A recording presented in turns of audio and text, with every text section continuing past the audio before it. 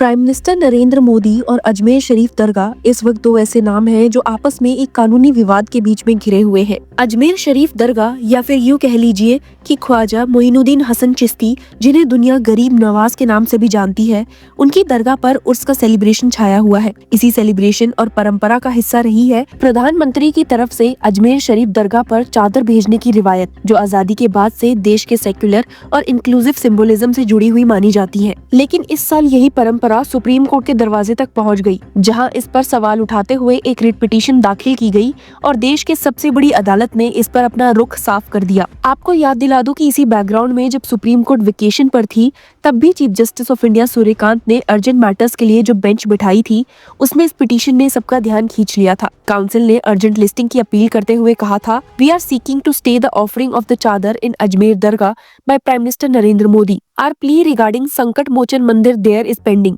इस पर सीजीआई का रिएक्शन बहुत ही सीधा और क्रिस्प था, नो लिस्टिंग टुडे। इन सिर्फ 2 शब्दों में कोर्ट ने ये क्लियर कर दिया था कि वो इस मुद्दे को अर्जेंट इंटरवेंशन के लायक नहीं समझ रहे। लेकिन अब सुप्रीम कोर्ट ने विंटर वेकेशन के बाद प्राइम मिनिस्टर मोदी के अगेंस्ट फाइल की गई पिटीशंस पर अपना डिसीजन सुना दिया है। ये फैसला किसी हैरानी से कम नहीं था, स्पेशली जब इशू कोर्ट के सामने ये हो कि अजमेर दरगाह पर प्रधानमंत्री की तरफ से चादर भेजने की परंपरा 1947 के बाद शुरू हुई है और इसका कोई कॉन्स्टिट्यूशनल या लीगल बेसिस नहीं है। पिटिशनर्स के काउंसिल ने आर्गुमेंट दिया कि एक सेक्युलर रिपब्लिक में हेड ऑफ द गवर्नमेंट का किसी एक रिलीजियस श्राइन पर इस तरह का सेरेमोनियल एक्ट करना या उसका एंडोर्समेंट देना कॉन्स्टिट्यूशन के बेसिक इथोस के खिलाफ है। Chief justice of India Suryakant और जस्टिस जॉय मल्ल्या बागची की बेंच ने इस मामले को सुना और इस मुद्दे पर अपना फैसला क्लियरली दे दिया। सिर्फ यही नहीं, सोमवार को हियरिंग के दौरान जब पिटिशनर्स के वकील ने ये पॉइंट उठाया कि अजमेर दरगाह को लेकर एक सिविल सूट ट्रायल कोर्ट में पेंडिंग है, जिसमें ये दावा किया गया है कि दरगाह एक शिवा टेम्पल के अवशेषों पर बनी हुई है, तो सुप्रीम कोर्ट ने इस पर भी क्लैरिटी दी। ये पिटीशन जितेंद्र सिंह और विष्णु गुप्ता द्वारा दाखिल की गई थी, जो कर्मशाह विश्व वैदिक सनातन संघ और हिंदू सेना के प्रेसिडेंट्स हैं। पिटीशनर्स का कहना है कि ख्वाजा मोइनुद्दीन चिश्ती और अजमेर दरगाह को दिया जा रहा continued practice of state sponsored ceremonial honour, official patronage and symbolic recognization unconstitutional, arbitrary और हिस्टोरिकली अनफाउंडेड है। उनका ये भी कहना था कि ऐसी परंपरा रिपब्लिक ऑफ इंडिया की डिग्निटी और सॉवरेनिटी के खिलाफ है। पिटीशन में ये आर्ग्यू किया गया था कि अजमेर दरगाह आर्टिकल 26 के तहत एक रिलीजियस डिनोमिनेशन नहीं है और इसके लिए उन्होंने कॉन्स्टिट्यूशनल बेंच के फैसले दरगाह कमेटी अजमेर वर्सेस सैयद हुसैन अली का हवाला दिया। सबसे ज्यादा चर्चा का केंद्र ये प्रार्थना बनी कि प्रधानमंत्री नरेंद्र मोदी को अजमेर दरगाह पर चादर चढ़ाने से रोका जाए। पिटीशनर्स का कहना था कि पंडित जवाहरलाल नेहरू ने 1947 में इस परंपरा की शुरुआत की थी और तब से बिना किसी लीगल या कॉन्स्टिट्यूशनल सैंक्शन के ये प्रैक्टिस चलती आ रही है। उनका ये भी कहना था कि एक हेड ऑफ गवर्नमेंट का इस तरह का religious act against the will of people है। इसी सिलसिले में ये भी सामने आया कि विष्णु गुप्ता ने प्रधानमंत्री नरेंद्र मोदी को एक रिप्रेजेंटेशन भेजकर खुद से चादर न भेजने की अपील भी की थी। ये पूरा विवाद उस वक्त और तेजी पकड़ गया जब अजमेर शरीफ दरगाह के 840th उर्स की तैयारियां जोरों पर थी और मीडिया रिपोर्ट्स के मुताबिक union minister for minority affairs Kiren Rijiju प्रधानमंत्री मोदी की तरफ से चादर पेश करने वाले थे। पिछले कई सालों से, खासकर पिछले 1 दशक में पीएम मोदी की तरफ से अजमेर शरीफ दरगाह पर चादर भेजी जा रही है। इससे पहले कि प्रधानमंत्रियों ने भी इस परंपरा को निभाया है और ये रिवायत आजादी के बाद से सेकुलर इंडिया के सिंबॉलिक जेस्चर्स का हिस्सा रही है। पिटीशन के ग्राउंड्स और आर्ग्यूमेंट सुनने के बाद सीजे सूर्यकांत ने कोई लंबी बहस में जाने के बजाय साफ शब्दों में कहा कि बेंच इस पर कोई कमेंट नहीं करेगी क्योंकि ये मुद्दा जस्टिसेबल नहीं है। कोर्ट का कहना था कि जो रिलीफ मांगा जा रहा है वो अदालत के दायरे में आता ही नहीं है। सोमवार को सुप्रीम कोर्ट ने इस इशू को डिसमिस कर दिया, जिसमें यूनियन ऑफ इंडिया और उसके इंस्ट्रूमेंटलिटीज द्वारा इस्लामिक स्कॉलर और सूफी मिस्टिक ख्वाजा मोइनुद्दीन चिश्ती को दिए जा रहे स्टेट स्पॉन्सर्ड सेरेमोनियल ऑनर और सिंबॉलिक रिकॉग्नाइजेशन को चैलेंज किया गया था। इस पिटीशन में सिर्फ यही नहीं मांगा गया था कि अजमेर दरगाह से जुड़ी सरकारी परंपराओं पर रोक लगे, बल्कि ये भी प्रार्थना थी कि प्राइम मिनिस्टर नरेंद्र मोदी को अजमेर शरीफ दरगाह पर चादर चढ़ाने या भेजने से रोका जाए। Chief justice of India Suryakant and justice Joy Mallya Bagchi की बेंच ने इस पिटीशन को सीधे तौर पर खारिज कर दिया और कहा, the relief sought is not justiciable. Bench ने स्पष्ट किया कि रिट पिटीशन के डिसमिसल का उस पेंडिंग सिविल सूट पर कोई असर नहीं पड़ेगा। मतलब ये कि लोअर कोर्ट में जो केस चल रहा है वो अपने मेरिट्स पर डिसाइड होगा और सुप्रीम कोर्ट के इस ऑर्डर से उसकी प्रोसीडिंग्स पर कोई इम्पैक्ट नहीं आएगा।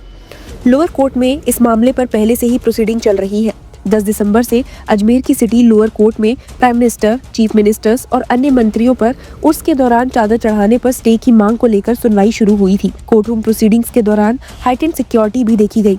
खासकर विष्णु गुप्ता की मौजूदगी के चलते। सेंटर, दरगाह कमेटी और आर्कियोलॉजिकल सर्वे ऑफ इंडिया के वकीलों ने गुप्ता के दावों का सख्त विरोध किया और कहा कि ये सूट बिना किसी सॉलिड एविडेंस के फाइल किया गया है और लीगल रूप से सस्टेनेबल नहीं है। विष्णु गुप्ता का कहना है कि अजमेर शरीफ दरगाह एक डिस्प्यूटेड स्ट्रक्चर है और जब तक ये मामला सब जुडिस है तब तक सेंट्रल गवर्नमेंट का चादर भेजना जुडिशियल इंडिपेंडेंस और फेयर ट्रायल के प्रिंसिपल्स को नुकसान पहुंचाता है। अजमेर कोर्ट में फाइल की गई एप्लीकेशन में उन्होंने लिखा, by providing any kind of political legitimacy to the disputed structure under consideration by the central government by sending a chadar, not only the judicial process would be obstructed but also the independence of the court would be vitiated, due to which the entire case would become baseless. Media से बात करते हुए उन्होंने ये भी कहा, the news surrounding the chadar offerings weakens my claim of a Shiva temple beneath the Ajmer Dargah in the eyes of the common man, and thus I seek judicial intervention in this matter.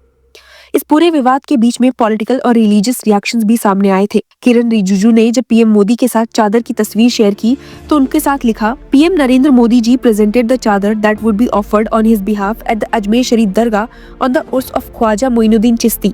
This gesture reflects his deep respect for India's rich spiritual heritage and the enduring message of harmony and compassion. ये statement अपने आप में एक political messaging भी है, जहां एक तरफ हार्मनी और कंपैशन की बात हो रही है, वहीं दूसरी तरफ लीगल चैलेंज इस जेस्चर को कोर्ट के कटघरे में खड़ा कर रहे हैं। अजमेर दरगाह के रिलीजियस रिप्रेजेंटेटिव्स ने भी इस मुद्दे पर अपनी बात रखी। Haji Syed Salman Chishti, chairman Sufi foundation and gaddi nashin of Ajmer dargah ने कहा, prime minister Modi has been sending chadar to Ajmer dargah for the last 10 years। उन्होंने इस बात पर जोर दिया कि पीएम के संदेश के साथ देश में अमन, शांति और भाईचारे के लिए दुआ की जाती है और ये परंपरा किसी तरह का पॉलिटिकल इंडोर्समेंट नहीं बल्कि एक स्पिरिचुअल और सिंबॉलिक एक्ट है। दरगाह के क्लर्कल सैयद मुनावर चिश्ती ने उर्स के शुरू होने पर कहा था, In Ajmer, Rajasthan, the annual Urs of Khwaja Garib Nawaz commenced today with the sighting of the moon.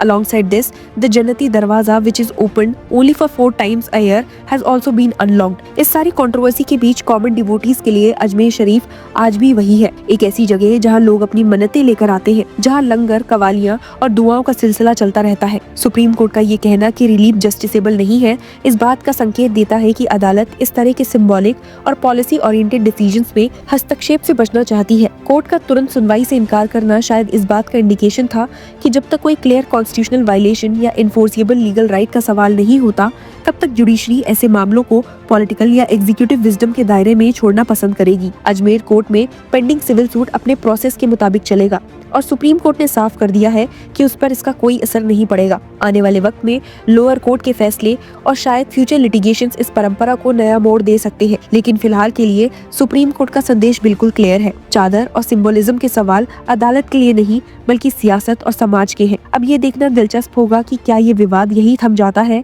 या फिर आने वाले दिनों में किसी और लीगल मोड़ पर पहुंचता है। आपका इसको लेकर क्या विचार है, हमें जरूर बताइए एंड कीप फॉलोइंग अस।